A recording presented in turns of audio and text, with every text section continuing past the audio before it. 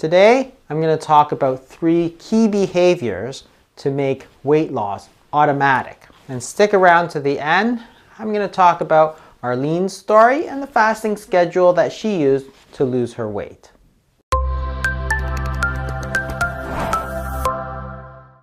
The first key behavior I'm going to talk about is habits.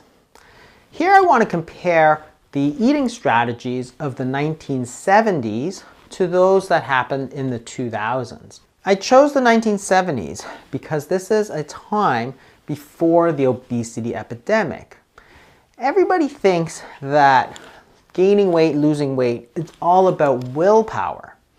So do we really think that people just had more willpower in the 70s and somehow this was an epidemic of low willpower?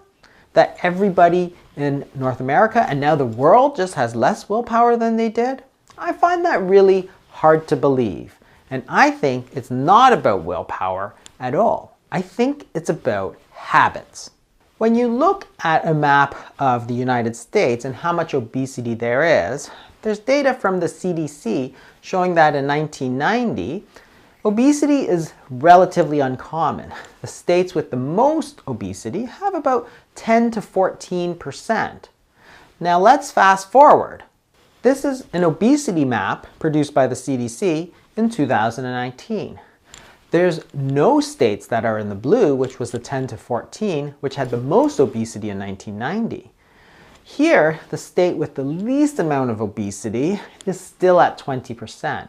And there's many states which are deep in the red, pushing 30%. How did this happen? There were several major changes in the way we eat. When we look at large American surveys of how people ate, we can see from this graph that in 1977, most Americans were eating 3 times a day. That is breakfast, lunch, and dinner. No snacks in between, no snacks at bedtime, and that's it. You ate when you ate, and when you didn't eat, there's no reason for you to be snacking or getting a cookie or getting a muffin or anything like that.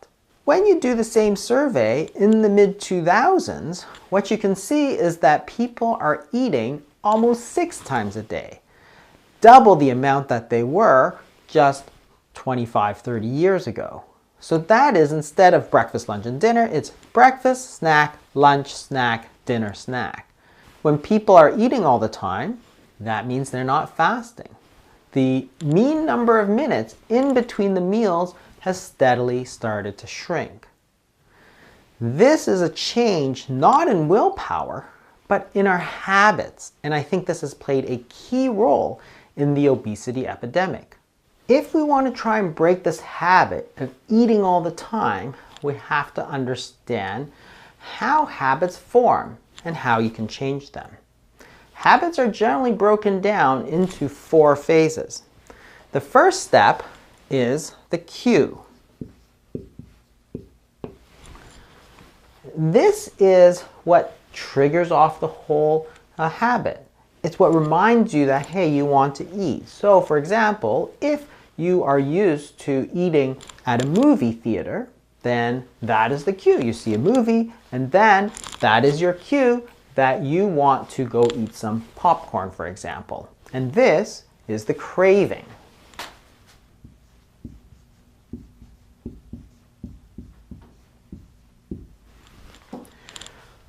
After the craving, you decide that you want to get some popcorn.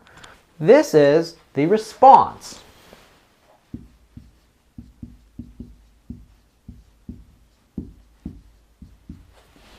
You go out to the concession stand, you buy yourself some popcorn, and you eat it, and you feel good, and that's your reward.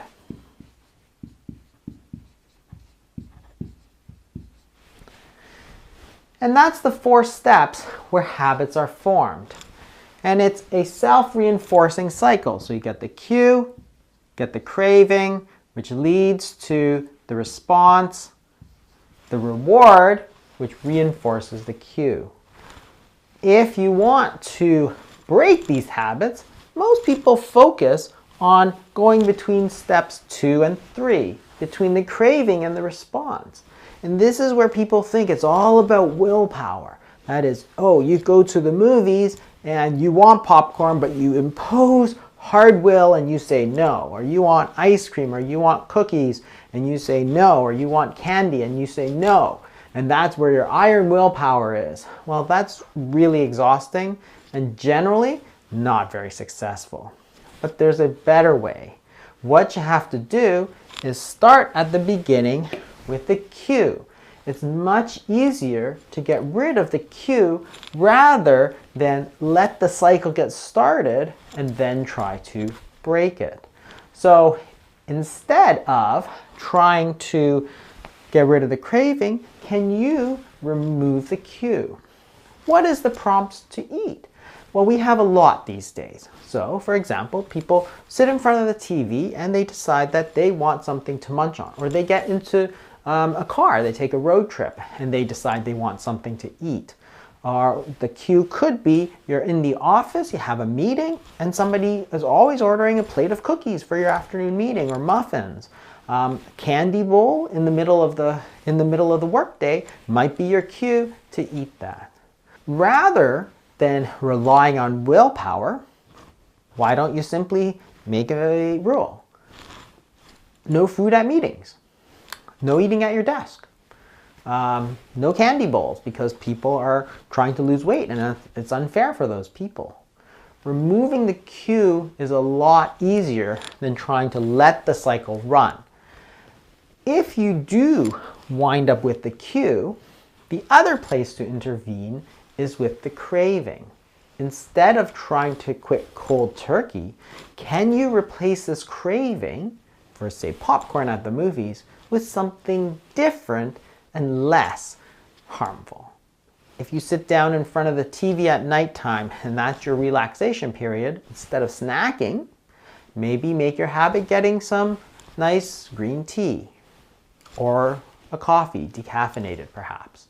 Something else that you can replace so that when you get this cue, you no longer get the craving for the popcorn or the chips or those other unhealthy things. If you want to encourage a good habit, such as fasting now, what can you do? And that leads me to step number 2, put it on the schedule. What you'd like to do is schedule something instead of eating so that it makes it easy. That's your cue. So what I do, for example, is instead of having lunch, I schedule a meeting.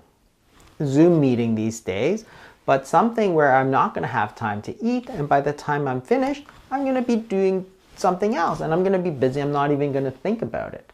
So your cue might be every Mondays and Thursdays, you have a meeting with your team, or you go for a walk, something else. That's your cue. You're going to trigger the craving, the idea that you need to fast, and pretty soon you're going to notice that you're not even that hungry because you've put it on the schedule. And that's how you're going to make your weight loss automatic. The response is the fasting. And how are you going to make it easier for yourself? Well, there's one proven way to make it easier for yourself, and that's to do it with other people. Peer pressure is what we call it when children generally have pressure to do something and we think of it in a bad way. But it can also work in a good way, and this is called peer support. So if everybody around you is fasting, hey, you're going to want to fast and you're going to find it a lot easier too. Doing it in a big group is how people used to do it. If nobody that you know of is eating, well, that's going to be a lot easier for you to not eat. It's going to be hard if your friends, your family are eating, they're cooking, you see it, you smell it, it's going to be very difficult. So put it on the schedule and find other people to do it.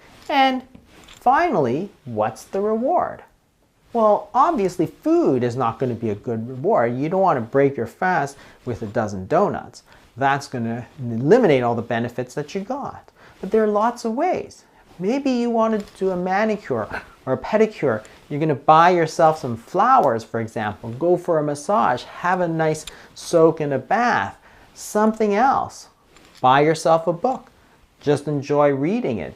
There's lots of different ways to reward yourself, and you put it on the schedule. You know, hey, Mondays, I'm going to do the fast. I'm going to finish early, go home because you had more time to do your work, and I'm going to go for a massage. Something like that. And while you're enjoying yourself, you're reinforcing this cycle, and you're going to make it easier and easier for yourself. The weight loss will become automatic. When you're trying to break those bad habits of eating junk foods, there's something else you can do. And that brings us to tip number 3 after making a habit, putting it on the schedule. That's spoil your appetite.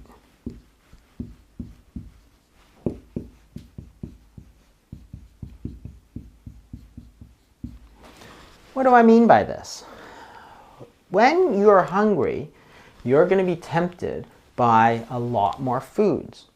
So when you have things like chips and ice cream and cookies all around you, well, it's going to be very hard to resist them if you're hungry. So not during fasting, but on your regular days, make sure you eat enough.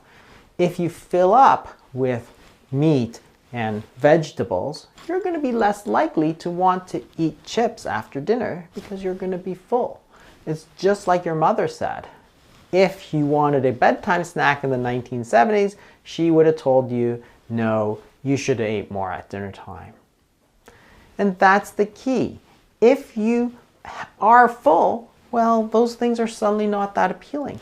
Think of a time that you really ate a lot at a buffet or something like that. And that's, I think, part of the secret of how people in the 1970s effortlessly kept that weight off.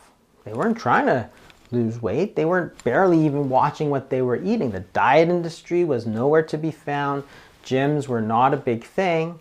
Yet, they were able to keep that weight off by making the weight loss automatic. They made it a habit of fasting.